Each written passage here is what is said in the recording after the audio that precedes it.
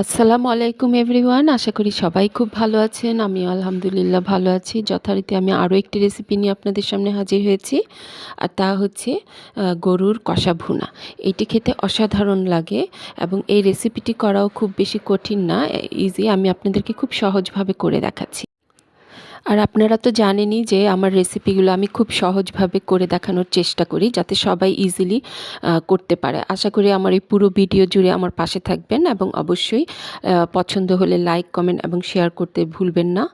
তো এই রান্নাটির জন্য খুব বেশি উপকরণেরও প্রয়োজন হয় না এবং অল্প পেঁয়াজ দিয়েই আমরা খুব সহজে এই কষা ভুনাটা করতে পারি। তো তার জন্য আমি এখানে নিয়েছি 1 কেজি পরিমাণ গরুর মাংস, হাড় এবং চর্বি সহ, এবং নিয়েছি মাত্র আধা কাপ পেঁয়াজ কুচি, এবং তার সাথে গরম মশলা নিয়েছি এলাচি, দারচিনি এবং তেজপাতা। এখন আমি গরুর মাংসটা ভালো করে ধুয়ে এবং পানি ঝরিয়ে রেখে দিয়েছিলাম। তারপর আমি এটি যেই পাত্রে রান্না করব ওই পাত্রে দিয়ে দিচ্ছি। দিয়ে তার উপর আমি একে একে বাকি সব মশলাগুলো দিয়ে দিব। প্রথমে আমি এখানে পেঁয়াজ দিয়ে দিচ্ছি, তারপর গরম মশলাগুলো দিয়ে দিচ্ছি, তারপর দিয়ে দিব এখানে হলুদের গুঁড়া, মরিচের গুঁড়া, জিরার গুঁড়া, ধনিয়ার গুঁড়া এবং গরম মশলার গুঁড়া। সব উপকরণ দিব 1 চা চামচ করে, এবং আদা এবং রসুনের পেস্ট দিব 1 টেবিল চামচ করে, এবং গরম মশলাটা দিব আধা চা চামচ, এবং তারপরে দিয়ে দিচ্ছি পরিমাণ মতো লবণ। এখানে আমি 2 চা চামচ পরিমাণ লবণ দিয়েছি। দিয়ে তারপর এখন আমি দিয়ে দিব এতে পরিমাণ মতো তেল। আমি এখানে সরিষার তেল ব্যবহার করছি, যে যার খাবার তেল ব্যবহার করবেন। তো এখন মাংসটা ভালো করে ম্যারিনেট করতে হবে। হাত দিয়ে আমি ভালো করে মাংসর সঙ্গে মশলাগুলো সুন্দর করে মিক্সড করে নিব, যতক্ষণ পর্যন্ত প্রত্যেকটা মাংসতে সুন্দর করে মশলাগুলো লেগে না যায় ততক্ষণ পর্যন্ত। তারপর সেই মশলার পাত্রটা দিয়ে অল্প একটু পানি দিয়ে দিচ্ছি। দিয়ে এখন আমি চুলায় বসিয়ে দিব। এই পর্যায়ে আমি চুলার ফ্লেমটা একদম হাই হিটে রাখবো, রেখে ঢাকনা দিয়ে ঢেকে দিব। ঢাকনা দিয়ে ঢেকে দিয়ে ঠিক 10 মিনিট পরে এই মাংসটা থেকে প্রচুর পরিমাণে পানি উঠবে।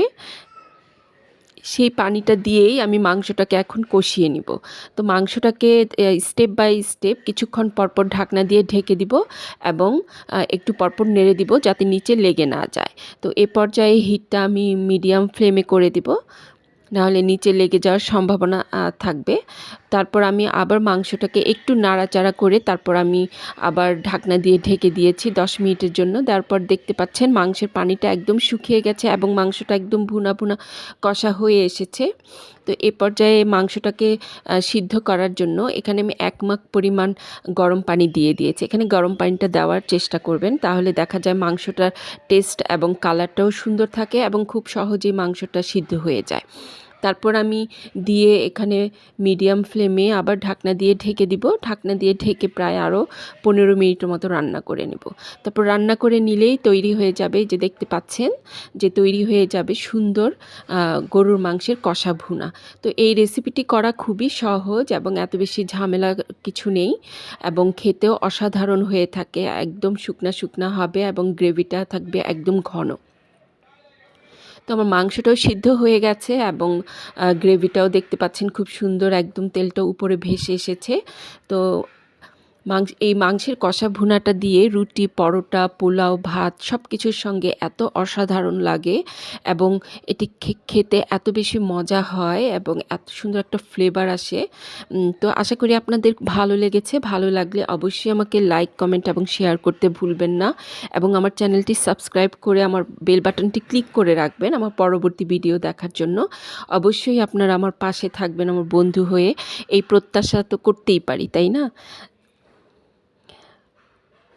তো দেখতে পাচ্ছেন মাংসটা কি অসাধারণ কালারও এসেছে। আশা করি আপনাদের খুব ভালো লেগেছে, এবং অবশ্যই আমার জন্য দোয়া করবেন। তো আজকে এই পর্যন্তই। সবাই ভালো থাকবেন, সুস্থ থাকবেন। আল্লাহ হাফেজ।